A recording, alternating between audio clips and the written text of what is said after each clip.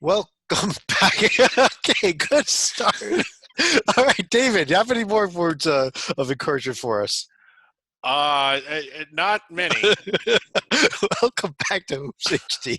I'm Chad Sherwood, joined by David Griggs, who has got problems over there. John Titel with I'm us, having technical difficulties, but I think I'm okay now. a All right. three-man show tonight.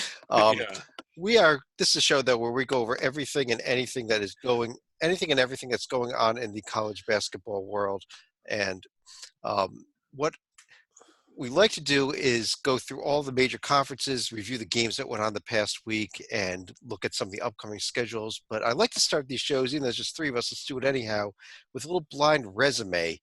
We've done it the last few weeks, and I think it's a good place to start tonight off as well.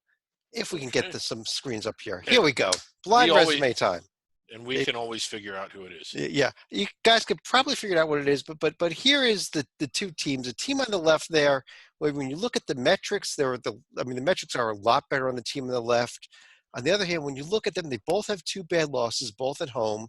And the team on the right has won more games in the top two tiers, and a lot more of those being true road games. So, Tytel, let me start by asking you. Is there do you have a thought of which team looks better just looking at it in a blind resume sample, or maybe they're even? They seem pretty even. If I had to lean one way, I'd lean left only because of the better record and the better metrics. In terms of identifying the team, some of the things that stand out to me are on the left side, we have a team that's lost twice to two top five teams and has a third top five team remaining. On the right, we have a team who's lost a horrible tier four loss, but has some good tier ones, although so does the left team. And David, but how about that? When you look at, I know you're a big fan of road wins. You look on the right there, you got those 5 wins on the road in the top two tiers. The left, you've got neutral wins, but only one true road win in those top two tiers. Right. And that sticks out to me. Now, again, when you evaluate these teams, you have to look at it a little more closely, like who are they beating on the road? What is that team's record at home? But generally, when you're talking about top tier two wins, you're talking about teams that are winning 80% of their games at home or a little more. So I don't know who this is. When you reveal it, it might not look impressive as far as who the teams are that they beat. But if you look a little bit below the surface, maybe they won games that were hard to win. And I think as we saw last year, particularly with the selection of Belmont, who won at Murray State, won at Lipscomb, and then won at Austin P, that the committee looks a little bit more deeply than just what was the ranking of the team that you beat. Well, But I can't figure out who these teams the are. team on the left is a team that everybody's had in their brackets most of the season, although slipping towards the edge of the bottom of the brackets. That's the St. Mary's Gales. Team on the right um, should be coming up any second now. Maybe not.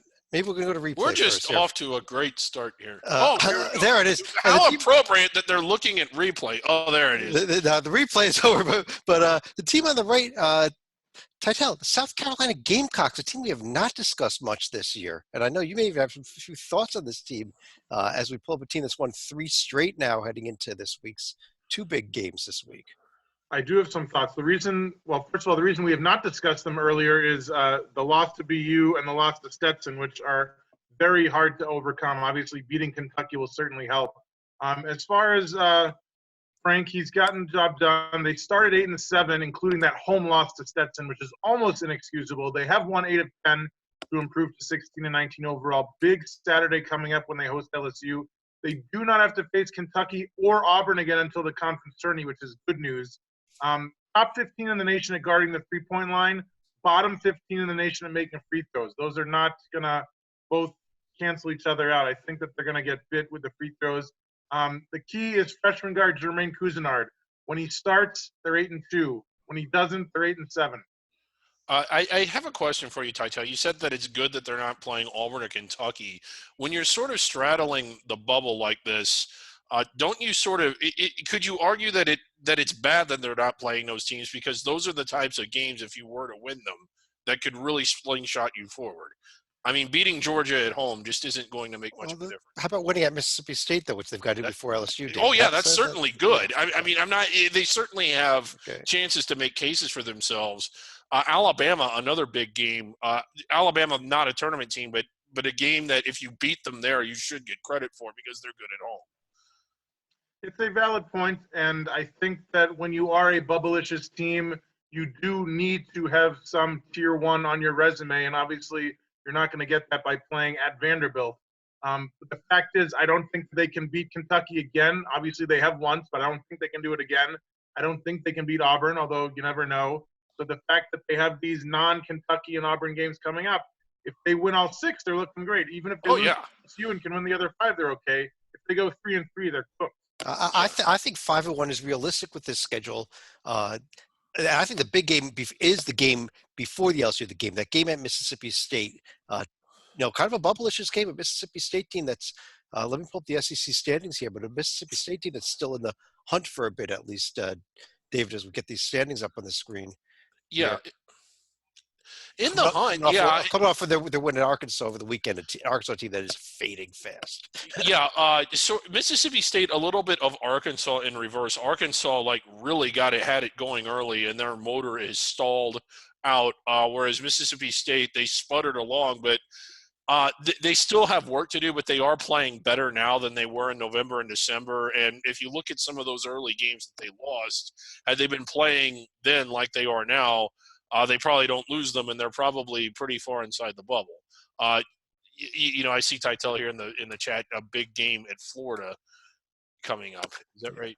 Big week ahead for Florida. Big week ahead for Florida. I'm reading I'm reading the cue cards, and I shouldn't be. We'll get to the upcoming schedule in a second, though. Real quick, though, Saturday was a upset, crazy day, though, in this conference. Kentucky survived against Ole Miss, but the other two of the top 3 teams that probably the only 3 teams that are looking safe for NCAA bids at this point. Titel, we see Auburn go down to Missouri, LSU go down to Alabama. It was just a head scratcher in this conference this weekend.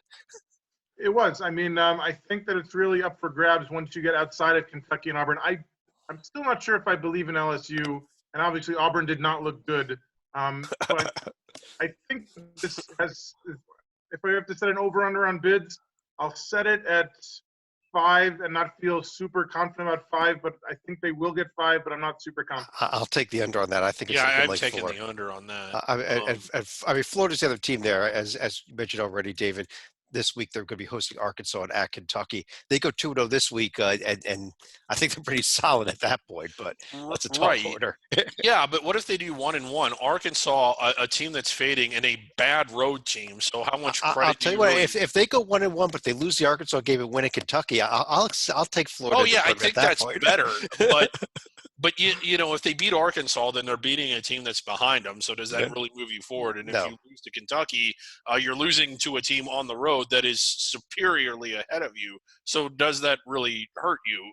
It could be that they just kind of remain kind of static here. Yeah. The big week, we already mentioned the big week for South Carolina, of course, if they can get back in this tournament, get into this tournament discussion. Yeah. At Mississippi State hosting LSU. But let's move right on along. Let's move over to the ACC, where we just we're recording this Monday night a little after 9 p.m., where we just watched North Carolina play like North Carolina and blow the game against Notre Dame this evening, as they've done all season. But let's take a look at some of these other games that took place. And I guess I guess we got to talk a little Louisville. And David, let me start with you with this Louisville week here, because it was a bad week for the Cardinals. Well, we all had road trips in college, and some went better than others, and this was a road trip that went very, very bad. Losing to Georgia Tech in a game where they didn't play well, but it was close and they still had a chance to win, and then losing to Clemson in a game where they astonishingly played poorly and were just blown off the court. Now, is Louisville's ceiling suddenly lower than it was a week ago? I don't think it is. I think sometimes, not all the time, but sometimes you get what's called sort of undermatched fatigue, as I call it. Like when you're into the middle of February and you're on pace to be a protected seed, it's kind of hard to get up for it's not the beginning of the season where everything's kind of new and exciting and you're looking forward to all these teams, and it's not the end where you have the conference tournament and the NCAA tournament. I do think teams kind of start to get a little bored with their seasons, and maybe that's what happened to Louisville a little bit, but that is not – that's at most that's an explanation. That is not excusing how atrocious they looked at Clemson. I mean, that was just a really bad. Ty, let me ask you about that Clemson game and the Clemson team in particular. Really hard to figure this team out. So the good news is that in the past 5 weeks, somehow they've beaten Carolina, Duke, Syracuse, and Louisville, despite not having a single starter over 6'8". Any other year, you'd think put that team in the tournament like protected seed. The bad news, they did lose 12 of their first 23 games, and even though you see their strength of schedule is decent at 39, but I don't know how they did that because it must have been all losing to good teams because their best performance in non-conference play was a 2-point overtime win over TCU in Vegas. Good news, they finish off the regular season with the Seminoles and 4 other teams outside the Ken Pom top 80. So I think they can go 4-1 and finish 17-13 in the regular season, which is not great, but they have a lot of good teams who they've beaten on their resume. They're probably going to need to pull up at least one amazing upset in the conference tourney. If they do, I still don't think they're in, but I think the selection committee is going to at least have to have their resume handy. Yeah, there are so many tier 2 and 3 losses there, but you're right. You pick up that Florida State win, especially it's something in the conference tournament. It's I guess we could look at it then. On the other hand, they could also go ahead and do what NC State did last week, where we think about them being a tournament team, go to Boston College and lose over the weekend. And I'm just ready to put NC State. Let me pull up their profile against Clemson here. In fact, David, I'm ready to just throw them away. I had them from personally on my bubble to pretty much off the sheet entirely when you throw in a third tier 3 loss like that. That was and there were weeks that we had NC State not just on the bubble but in the field, and you look at the top of the resume, it tops out pretty decent by bubble standards with the wins at Virginia, Greensboro. They probably deserve more credit for that than what people watching this may realize. And at Syracuse, you know, pretty solid for a bubble team if you can just avoid stubbing your toes. But then you look at North Carolina, you know, that's just an odd thing to say, but the loss to North Carolina is really a bad loss to North Carolina. Yeah. It really is. Right. And you look at all of, not just that one, if you go back to it real quick, Chad, their problem is just the sheer number of losses to non-tournament teams, like the 3 you see down there, but then Georgia Tech, Clemson, Virginia Tech, and Memphis, not tournament teams either. No, they're not. Well, maybe Clemson. We just talked about that. Well, yeah, maybe. but that's going to take some work by the Tigers. Week ahead in the ACC should be coming up on the screen any second now with Duke, NC State, Syracuse, Louisville. You know, if Syracuse can get back in the bubble talk, they really, really, really need that one against a struggling Louisville team. We've got cut up this weekend. I guess you've got Virginia road game. Louisville, Florida State next Monday night is probably one biggest one to circle on that list. That might be the only one. Pittsburgh sort of outside the bubble. Florida State looking to hold serve.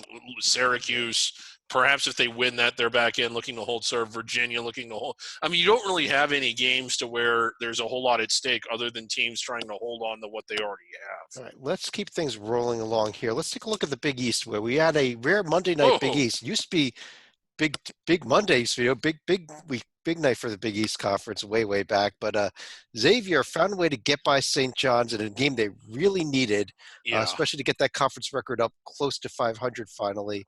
And you know, and looking like this conference should be able to put 6 teams in, and maybe even 7, which we'll get to in a minute here. But let's start with the top of the conference, Tytel, and not necessarily even Seton Hall with a couple head-scratching losses, but the team that beat Seton Hall over the week. How about the Creighton Blue Jays there? It's amazing. Seton Hall looked like they were going to clinch this conference by today or something, and Creighton has come out of nowhere, and Seton Hall's been fading a bit. Creighton lost 3 of their first 5 conference games, and I was starting to doubt them, but they proved me wrong. They've won 7 of 8 since then, 20-6 overall. I can't think of a more impressive set of back-to-back road wins by anyone this year. The Blue Jays' last 2 road wins at Villanova, at Seton Hall. That impressed the hell out of me. Tough week ahead. They're at Marquette Tuesday. They host Butler Sunday. As usual, they get it done with three-point shooting. Top 20 in the nation, 38% behind the arc. Their X factor off the bench, Denzel Mahoney, the junior forward. Past month, he has scored 15 points a game in their 7 wins and 0 points per game in their 1 loss. When he doesn't score, they don't win.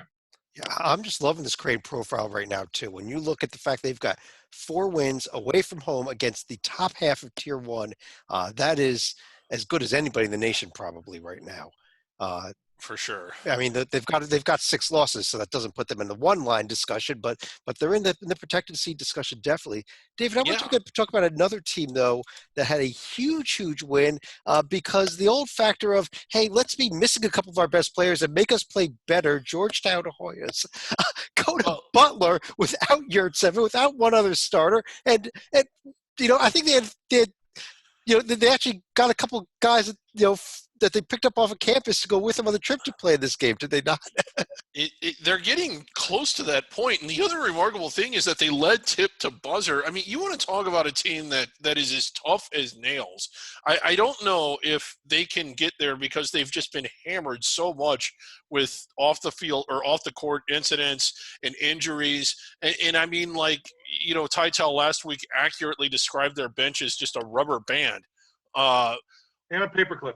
And a paperclip, a rubber band and a paperclip. And it's just the fact that they can still go on the road and win a game like that is pretty incredible. And you really are, at least I am, I'm starting to find myself pulling for them a little bit. Their next 2 games appear to be winnable. And that would put them at 7-7 in conference. And now you got to say they're an NCAA tournament team, do you not? Yeah.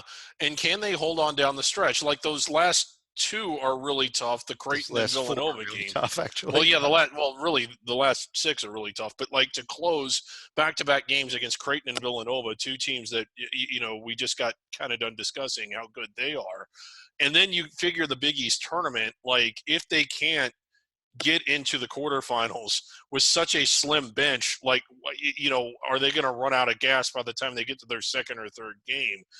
But they do have a path to the NCAA tournament. It's not an easy one, but they've played themselves into a situation that I never thought they would be in, considering how limited their personnel is. And I'm sure Tytel can share even more. He's been covering the Hoyas this year. But what a story. No, you covered it pretty well. They were missing Yurtseven and McClung, and they got rid of, as you mentioned, Akinjo, LeBlanc, and 2 others early this year. I really don't know how they're doing it. I think Ewing deserves a lot of credit for getting the team to believe in them. He said in multiple press conferences I attended, he's like, the only good thing is that, for all the guys who are complaining about playing time, he's like, well, you can't use that excuse anymore. Have a 40-minute game and do your best. Yeah. It's as always, since we've always had this season in the Big East, we're going to have a lot of big games this week. Creighton at Marquette coming up here Tuesday night. Butler at Seton Hall. We've got Villanova at Xavier this weekend. We've got Butler at Creighton on Sunday. So a lot of games to circle here in the Big East as we keep going this weekend, the last few weeks of the regular season. Right. But let's roll right on over to the Big Ten Conference, in fact, which, David, let me start with you. Are you finally a believer in the Maryland Terrapins after they went and found a way to somehow win a game at Michigan State over the weekend? Yeah, I mean, I'm a believer in them as a protected seed. I don't think I like them on the 2 line, and I still don't get let's pull them up. Okay, there they are. Pull them and Penn State both up. Go ahead. Yeah, and let's pull Penn State up, and everybody, including and I don't just mean everybody at Oops HD. I mean everybody. Period. It has been ranking Maryland ahead of Penn State. Well, deservedly so. Go ahead. Well, no, first of all, Penn State beat Maryland. They won at Michigan State. They won at Michigan. They won at Purdue. I mean, they've been winning. To me, that's a little bit more impressive. I think they top out a little bit higher.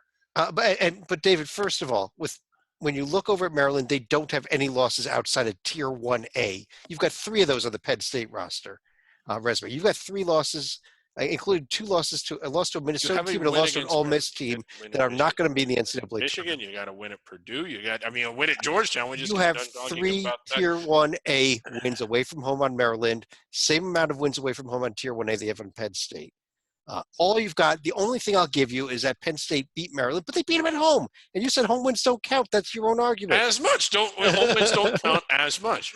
But let me go. But a Title, little what bit about better this on the road. the Penn State team there on the right? And then if you look at Florida State and all the games they've won away from I'm not home, talking about also Florida. better David, than, wrong also better conference. than- There's my buzzer. Yeah. Nittany Lions have been great. They did lose 3 in a row in early January, but they've turned things around. 8 straight wins to get to 20 and 5 overall.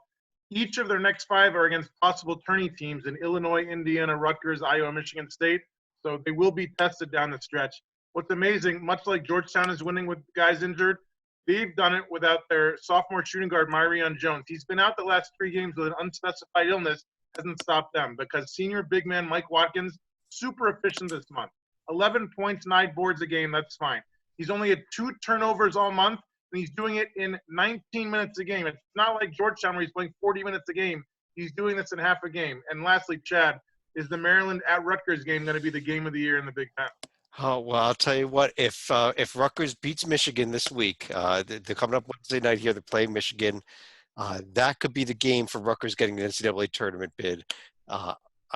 Unless Rutgers finds a way to finally win a road game. And, the stat is that no team has ever gotten an at-large bid to the NCAA tournament without at least 3 road wins. When we look at what Rutgers has done this year on the left there, I really think if they can win these 2 home games, they could be the first team to ever do it with only 1 road win. But they got to win the Michigan and the Maryland game, or they got to win at least 1, if not 2 of these road games.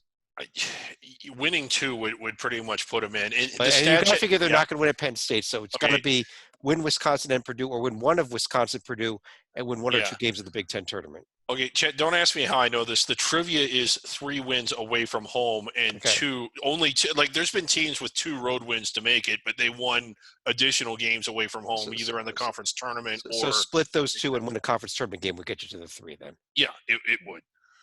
Win at Penn State and it becomes moot. Probably, yeah. And this is a good Rutgers team. They've played well on the road. They had Maryland beat. I mean, Maryland probably a little overvalued, but Rutgers still took them to the wall at Maryland. They took Michigan State to the wall. That score was not completely indicative, but they took Maryland to the wall. They took Ohio State to the wall. They were right there with Iowa. They were right there on the road game in Illinois. They were right there at the game in Madison Square Garden against Michigan. It's just been these close losses on the road. So we'll see what happens, especially this weekend with Wisconsin and next week with Penn State. Because don't just say Rutgers is going to lose at Penn State. I'm not ready to necessarily say that. It's an old, what is it? The ECAC rivalry. And as Titel says, if Rutgers played the Golden State Warriors at the rack, who would win at the rack? I'm serious. That's amazing. This has always been an amazing home court for Rutgers, but the fact that they just have not been good, you haven't really seen it. With this team winning games this year, this is maybe the toughest arena in the Big Ten to play in, believe it or not. It is. I think. And this is a conference with a lot of great places like Assembly Hall and the like in it. But let's take a look at the upcoming schedule in the Big Ten. We mentioned a few of the games that we are going to be seeing, and we didn't get a chance to discuss all these teams because we could spend probably an hour on the Big Ten, but lots of interesting games this week. Illinois on the road at Penn State, Purdue, Wisconsin, Ohio State, Iowa, Michigan, Purdue, Penn State, Indiana, Rutgers, Wisconsin, we mentioned. Lots of important games. Maryland at Ohio State on Sunday. Yeah, not one that you mentioned, but this Indiana-Minnesota game, this is a road game that Indiana absolutely needs. They're such a home court hero. I think they're outside the bubble right now simply because they've done so little away from home. And,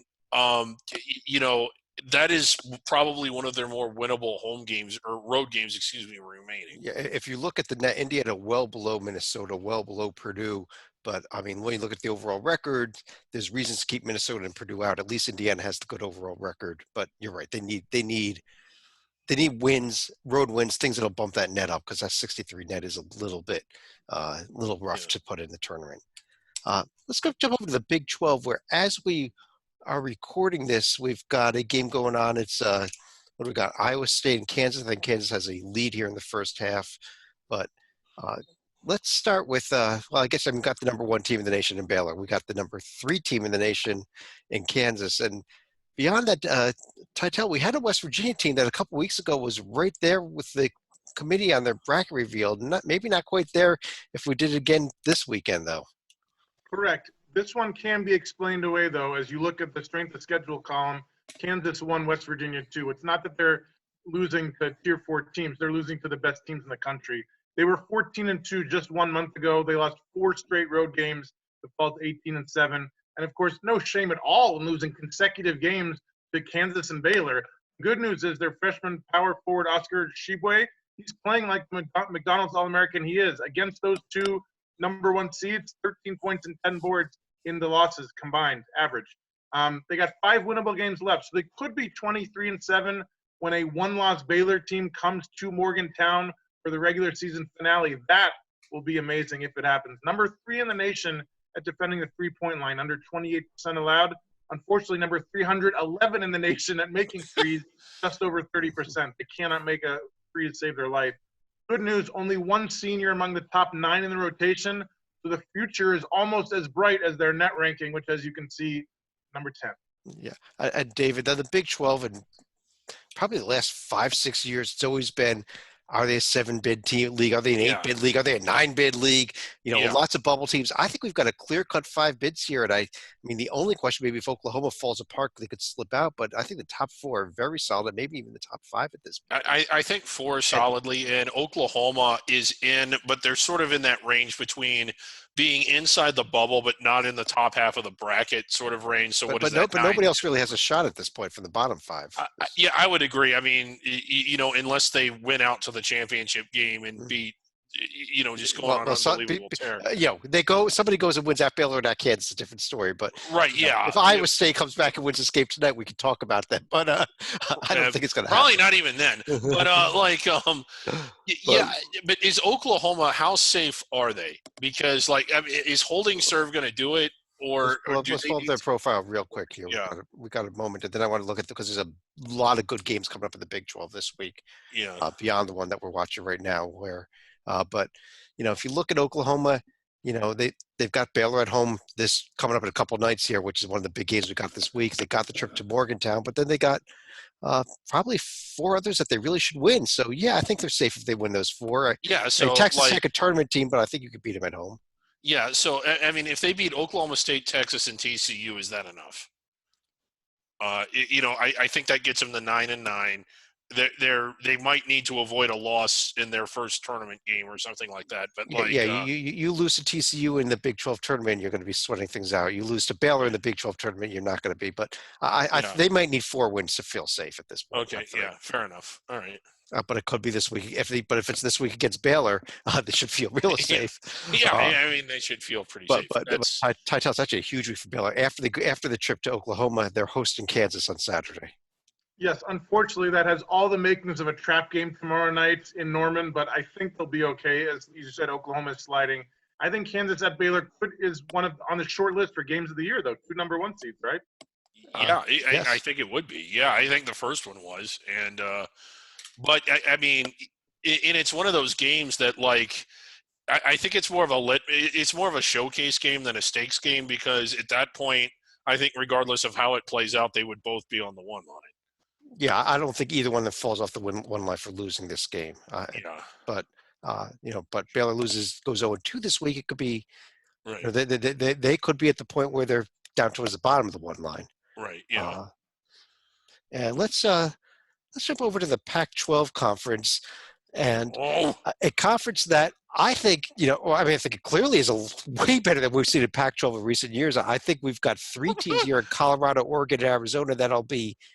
Maybe not 4 seeds are better, but maybe 5 or 6 seeds are better. That they're up there in the top, top 1/3 of the bracket, maybe. But but beyond that, we've got a red hot Titel Arizona State team winners of 5 in a row.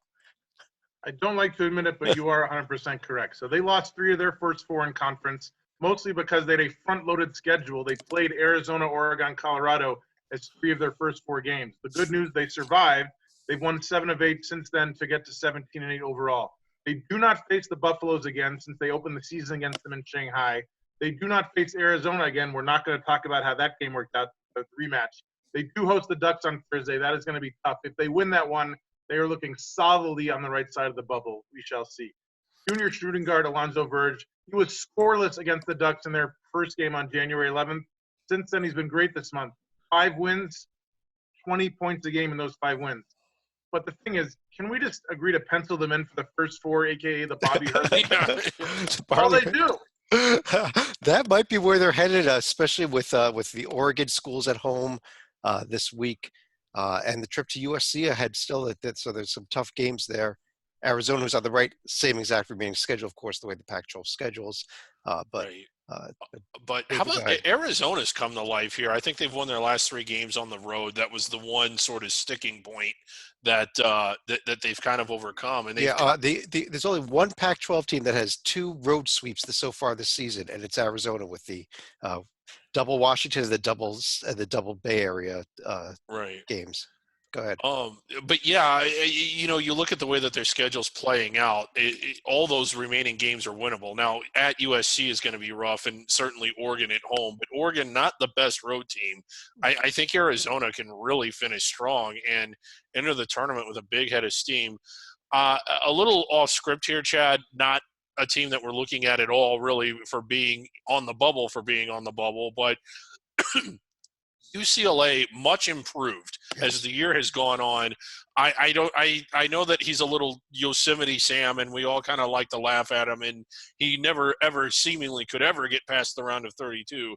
But Mick Cronin doing a really good job at UCLA, at least this past couple weeks. Has them playing at a higher level. It's probably too little too late. They're simply going to run out of season before they put together a profile that is even NIT worthy, but playing much better now. And as unbelievable as this is, 1 game out of first. Well, yeah, and if they wind up with a favorable seed in the Pac-12 tournament, I mean, Titel, this UCLA team could be dangerous in Vegas. Yeah, I mean, they all are. I was glad David made that point because he was saying that they're out of it. Like, half the conference is a game out of first place. Like, this is totally up for grabs. I still think the Ducks are the favorite, but they're far from a lock. And the fact is, like, I was horrified when UCLA came to Tucson a couple weeks ago and beat us by double digits, looking like a decent loss now. Yeah. The upcoming schedule, USC with the Colorado-Utah trip. We mentioned the Oregon-Arizona State games as well. So those are the games to look at. Question to the experts. Are we kind of done with Stanford? I'm done with them. Titel, is there anything left? I mean, I'd say that, there's still a point where they could win a few in a row and get in the tournament, but they're not playing like that at all, are they? They're playing like garbage, I think. I think they are my very last team in the field as of Sunday, and they're certainly trending downward. And winning at Washington used to be a hard thing. Now that you see Washington is at the bottom of the Pac-12, it's doable. If they get swept at the Washington schools, I think we can get rid of them. But I don't think they're going to get swept at the Washington schools. I think if they pull off this sweep, which is a doable sweep, they're back in there. But let's talk about another team that is on the one line right now for most people. Number 2 team in the nation, the Gonzaga Bulldogs here. Now 26-1 overall off of only 1 game this week where they won. David, we talked about St. Mary's a little bit at the top of the show, but but what about the Zags up there? I mean, let me ask you this: is this team going to get back to the Final Four? They're looking that good, aren't they? Yeah, no? I mean they're looking that good. Tall order, like they certainly are good enough to do it. I don't know if I'm going to pick them into the Final Four, but I know that they haven't been quite as tested as, say, Baylor or, a few of the other teams on the 1 and 2 line. But the one thing they've done is that they've just continued to blow through the schedule, and they've passed the tests that they have taken with flying colors. They've played a reasonably good out-of-conference schedule, albeit not as strong as what we're used to seeing. They certainly can. I think they're going to be set up to get to the second weekend fairly easily, but then you're talking about playing teams that are probably better than what they've been facing for most of the year.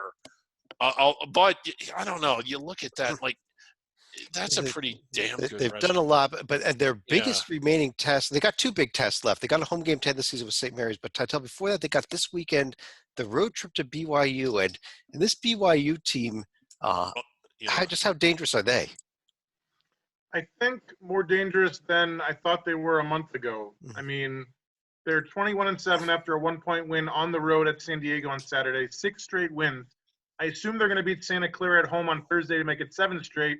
Then the Zags comes to visit Saturday, and I think the win streak ends. But still, the best three-point shooting team in the nation, over 42%, which means that they are going to stay in any game, and even if they're down a lot, they're not out of it.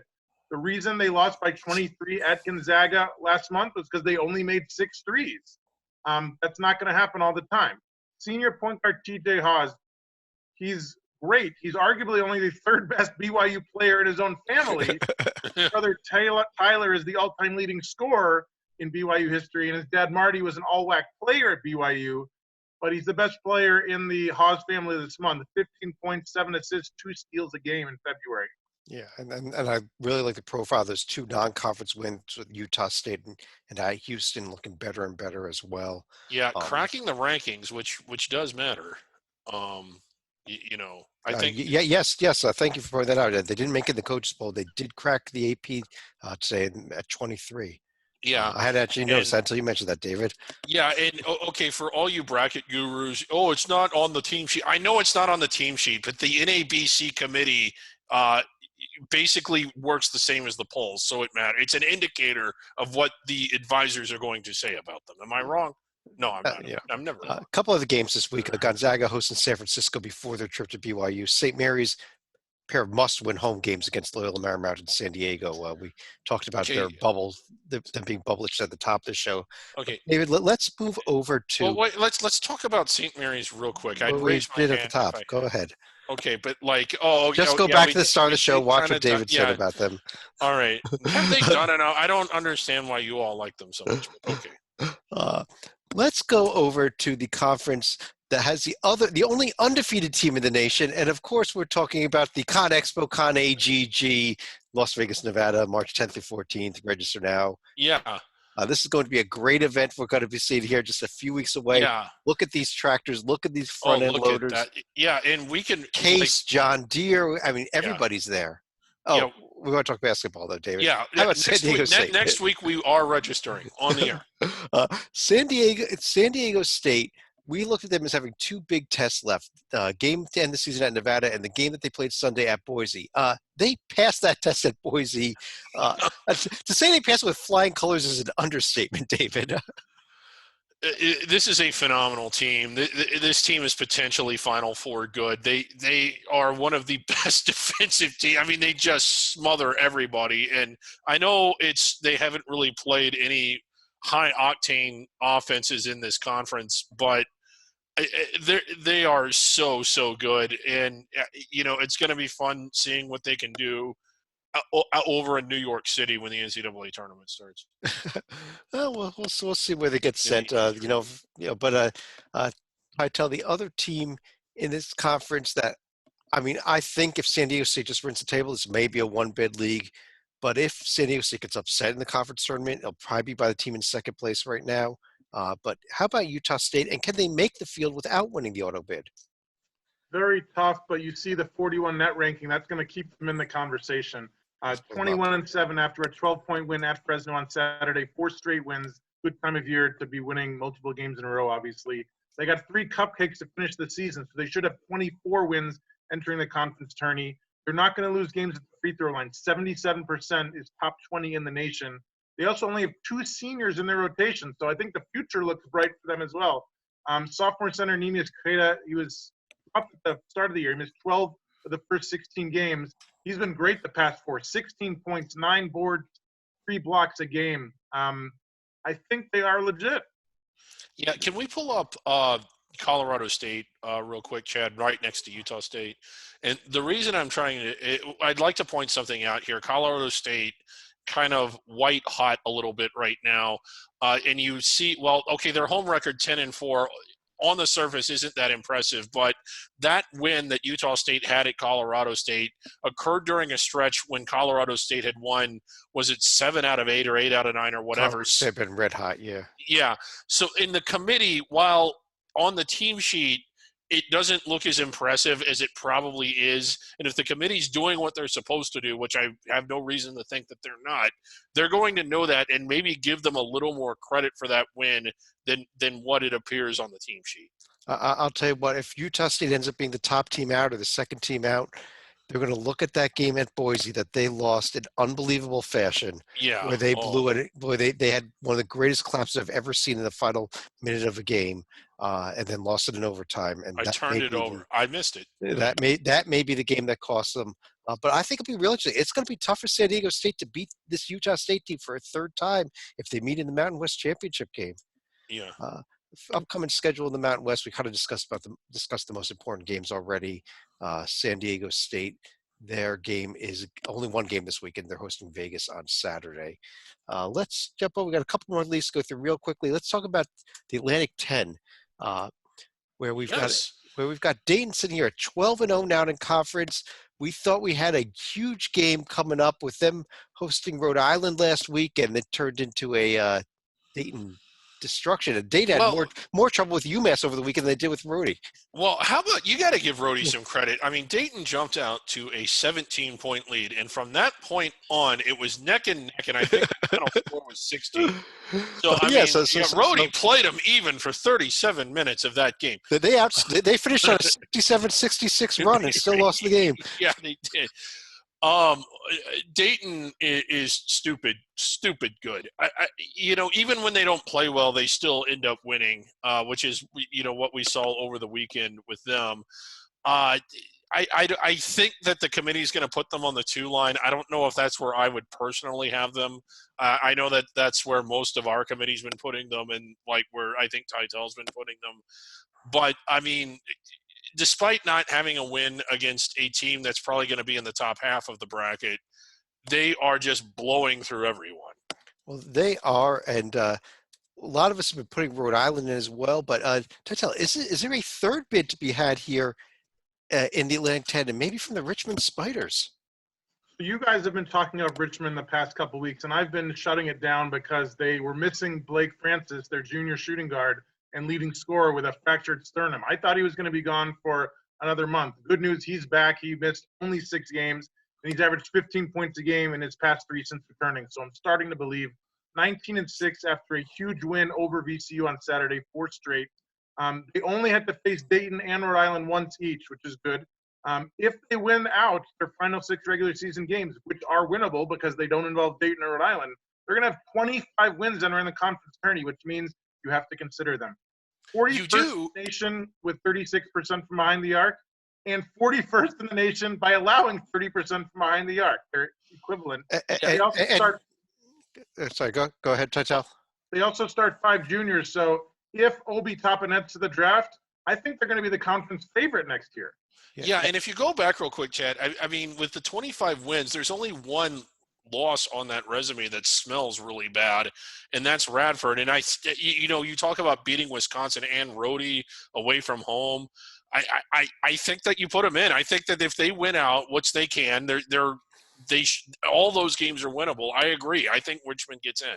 Well, and it's interesting. Let me put Rhode Island up here on the left here, because as things are playing out right now, these are going to be your 2 seed and your 3 seeds in the A10 tournament. If they meet in a A10 semifinal, that could be for a bid. Now they both might still make it, but that could be a winner is in no matter what. Loser sweats things out. Rhode Island had the bad loss in the Ocean State Tournament Championship game to Brown. Oh, yeah. I mean, the Ocean State. And you got to just the resilience of this team to bounce back after such a heartbreaking loss. Let's upcoming schedule here in the A10 real quick, and then we've got one more conference to hit before we're done. We've got the Dayton is going to VCU and then hosting Duquesne this week. We mentioned the Richmond and the Rhode Island games as well. VCU pretty much on life support, if not gone already, dead. Unfortunately. Yeah, well, but let's to say it's important to schedule tough games. May I point you to St. Joe's 17th in the country strength of schedule? How's that working out for Coach Lang? They're good. This is a team that beat UConn, by the way. Let's speaking of UConn, their conference is the last conference. We're not going to talk about them much, though. The American, where just one of these head scratching leagues where just when you think we had everything figured out with Houston being the top team, and and maybe Cincinnati being there. Well, Cincinnati bounced back with a couple wins. Wichita bounced back with a couple wins, but Titel, SMU knocks off Houston. Or should I say Dallas beats Houston if you watch the game. You shall. Yeah. The offense, this team does it with offense. 10th in KenPom in offense, bottom outside the top 200 in defense. But they're getting it done when it needs to count. 22-point loss at Cincinnati to finish January. You thought you could stick a fork in them, but they won 3 of 4. The fourth was an overtime loss at Temple, so it's somewhat excusable or at least explainable. And the overtime win against Houston puts them at 18-6. Top 25 in the nation, 77% from the free throw line. No seniors in the rotation, which is bad this year in terms of if they're in a crisis situation. Good next year if everybody comes back. Sophomore point guard Kendrick Davis. He missed the first 4 games of the season. He's back. He's been great this month. 17 points, 5 boards, 9 assists a game for the sophomore. Well, Titel, so is SMU on your board? Can they make the field with these 6 games left? As of today, they are not on my board. The fact that Memphis and Wichita are winnable, because a month ago I would have said there's no chance. They're both at home with teams who are trending down, right? I think those are winnable. Memphis is not trending down; they're just down. Wichita State, though, David, they had a bad couple weeks. They had a good week this week in terms of they just blew through a couple of opponents. Yeah, they did, and whatever was wrong in the locker room or wrong on the court, they appeared to get fixed. And there is, I think, enough season left when you look at the road games at Cincinnati, SMU, and Memphis, while none of those teams are certainly in on the first ballot, if they win all 3 of them or 2 out of the 3, I think that they're going to be okay on Selection Sunday. And, of course, they have to hold serve in the other games. But looking much better, whatever it is, they had a team meeting and everybody's happy, and it certainly showed this week. Here's the upcoming schedule in the American. Cincinnati is hosting UCF and Wichita. Probably the big game is Sunday's game, Wichita at Cincinnati. Yeah. Early in the year, we would have said Houston at Memphis is a big game, but I'd be shocked if Memphis could hang with Houston, especially with Houston bouncing back off of what happened last weekend with the SMU game. On that note, though, let's run to any of their final thoughts here. And Titel, let me start with you. Nothing earth-shattering. I like the fact that the Aztecs are 3 games away from finishing 29-0, which is something we've not seen in a very long time. I like the fact that the Pac-12 and the Ivy League, 2 of my conferences, have many teams that are still alive, and it's going to go right down to the wire. And, of course, as a fan, I hope everybody has a chance next Saturday to watch Kansas at Baylor. I think it's going to be fantastic. Absolutely. Definitely circling that might be the game of the year. David, you want to finish off the show? Yeah, again, getting back to Houston, it's just been a rough week for them. Just dropping the 2 games that you expected to hear or that you would expect them to win, and they kind of had a rougher time earlier in the year, dropping some. I still think that their ceiling is high, but when you look at some of the games that they've lost, and when you look at some of the trouble they're having with the commissioner and the sign stealing, it's just been a rough week for Houston. On that note, I do want to thank everybody for joining us. We'll be back again later this week with Under the Radar and a bracket rundown show. But on behalf of David Griggs and John Titel, I'm Chad Sherwood. We'll talk to you again real soon.